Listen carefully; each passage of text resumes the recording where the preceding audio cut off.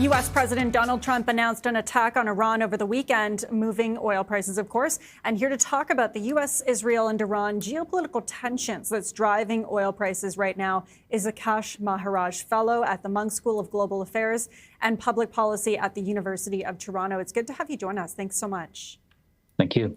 So I guess for our viewers, let's backtrack a little bit. Obviously, tensions have been building for weeks here, or arguably years here. When it comes to the geopolitical tensions and what's been building before what we saw this weekend, can you kind of walk us through the key points? In some ways, although tensions have been, as you say, have been building for years, this attack is somewhat something of a surprise because there have been ongoing negotiations mediated by Oman. And recent announcements by Oman, as recently as the 26th of February, was that those negotiations were making progress. The government of Iran had, for example, promised zero stockpiling of enriched uranium, which Oman said put them on the verge of what it described as an amicable and peaceful resolution of the dispute between the United States and Iran. Nevertheless, not long afterwards, President Trump authorized the bombing of the country. It's difficult to say whether the Trump administration was negotiating in good faith or bad faith, whether they simply disbelieved the new commitments made by the government of Iran, or in the alternative, from a cynical perspective, whether they accelerated the bombing campaign because they did not want the negotiations to succeed.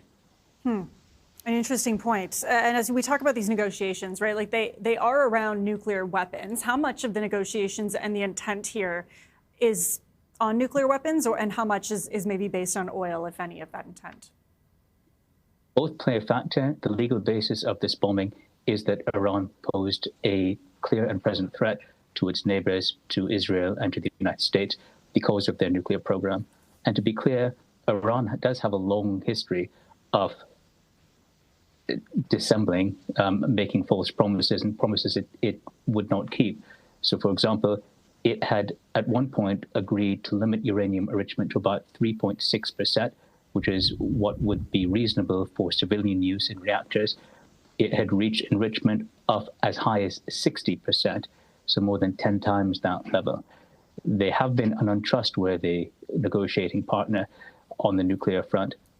Having said that, on the other hand, Tulsi Gabbard, Trump's director of national intelligence, told the U.S. Congress that Iran was in fact not building a nuclear bomb and was not preparing any attacks on the United States. The negotiating situation over nuclear weapons has been fraught with dishonesty, dissembling, and uncertainty. On the oil side, there's no denying that oil is playing a factor here. About 1/5 of all the oil in the world is transported through the Straits of Hormuz. And that was becoming increasingly unnavigable as a result of tensions between the United States and Israel on one hand and Iran on the other. This had the effect of not only pushing oil prices up, but threatening the economies of some Gulf states, which are strong allies of the United States. Finally, Iran has had a policy of excluding foreign investment, foreign ownership, I should say, of its oil fields. And there's no denying that many American oil companies have coveted the opportunity to not only be contractors in Iran, but to have an equity stake in its oil fields. Those companies are probably watching very carefully to see whether this bombing campaign will open up the possibility of profits for them after the dust is settled. So you say you were a bit surprised, or there was some surprise in terms of what happened over the weekend and this bombing campaign, as you call it, which now seems to be ongoing. Were you surprised by some of the international response to this, particularly Canada's response? I was. I was not surprised that democracies around the world, including Canada, were quick to condemn the Iranian government for its human rights abuses. Those abuses are severe.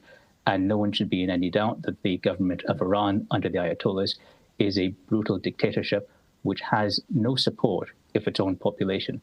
It maintains itself in power by dint of repression and wholesale slaughter. Recently, there have been a series of protests by Iranians against the regime and in favor of democracy.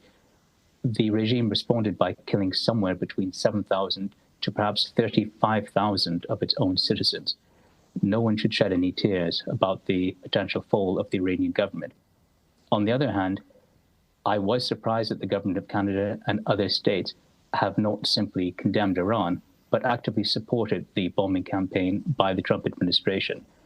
This is a high-risk effort, and notwithstanding the brutality of the Ayatollahs, there is no sense that the Trump administration has any plan for what happens after the bombs fall silent, what happens next, and whether they are going to leave Iran a less dangerous or a more dangerous place, a place where democracy has a chance, or in the alternative, where the population has become radicalized by the bombing campaign. Donald Trump himself, very famously, before he was elected president during the tenure of Barack Obama, said in a criticism of Obama that the only reason an American president would bomb Iran would be to distract Americans from his poor governance record, his inability to negotiate with the Iranian regime, and an effort to win more seats in elections. Now Donald Trump is president, and he has now bombed Iran. Yes, it seems as though there are some similarities there. When it comes to, countries' willingness, I guess, in the future, international countries to work economically with the U.S., do you think what we're seeing play out, just in our last minute here, what we're seeing play out with the U.S., will that change anything? I think the truth is this is likely to cause chaos in the Middle East. Pete Hegseth has said himself that there will be no democracy-building efforts in Iran, and therefore no attempt to make Iran a safer place after the bombing campaign is over. He has also said that there will be no rules of engagement. In other words, that he will wage this war without regard to the laws of war or international human rights legislation. Mm-hmm. It is a situation that is ripe to discredit the American administration, not just in the Middle East, but around the world. Okay. It's possible to dislike Khomeini and still think that what Donald Trump has done is a foolish thing. Okay, sir, I'm going to have to cut you off. Akaash Maharaj, really appreciate your time and your insight. Thank you so much for joining us.